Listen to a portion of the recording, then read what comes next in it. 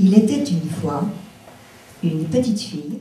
La petite fille trouvait que sa maman était vraiment belle, même quand elle devenait une bête.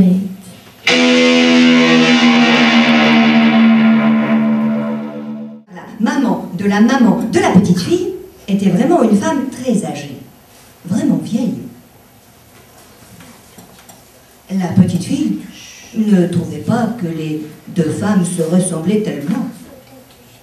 Quand la mère de la petite fille allait voir sa maman, elle ne se parlait pas beaucoup, non, car la maman de la petite fille était très fatiguée depuis qu'elle était malade.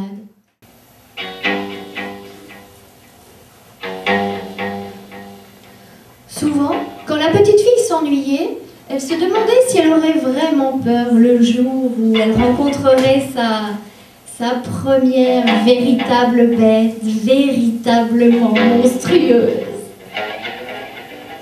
Je n'ai pas peur de toi. Moi non plus, je n'ai pas peur. Je ne sais pas qui tu es. Je ne te connais pas, moi non plus. Je ne sais pas qui tu es, mais je n'ai pas peur. Qu'est-ce que tu fais par ici? Tu es très jolie. Toi aussi, tu es très jolie aussi. Je vais quelque part chez ma grand-mère, qui est la mère de ma mère et qui est très vieille, comme le sont souvent les vieux maintenant.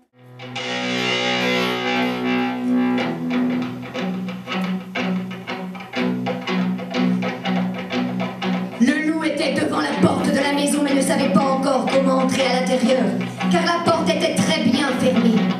Il était un peu essoufflé, surtout impatient, car il avait faim.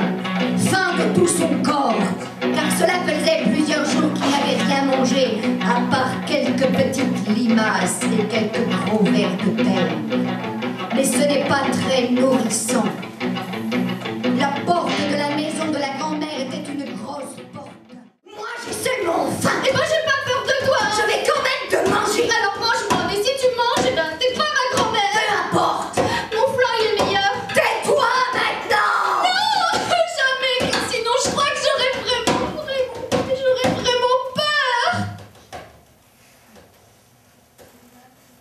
Le loup se jette sur la petite fille et la dévore.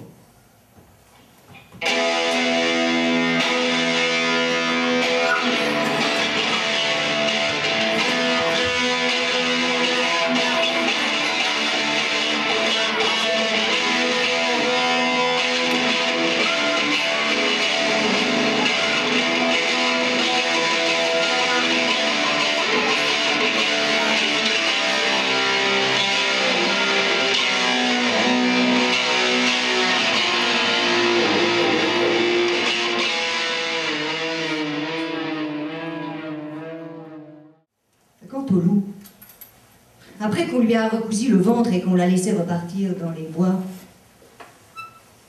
il a pris la décision de toute sa vie de ne jamais plus s'approcher des grands-mères. Et surtout des petites filles.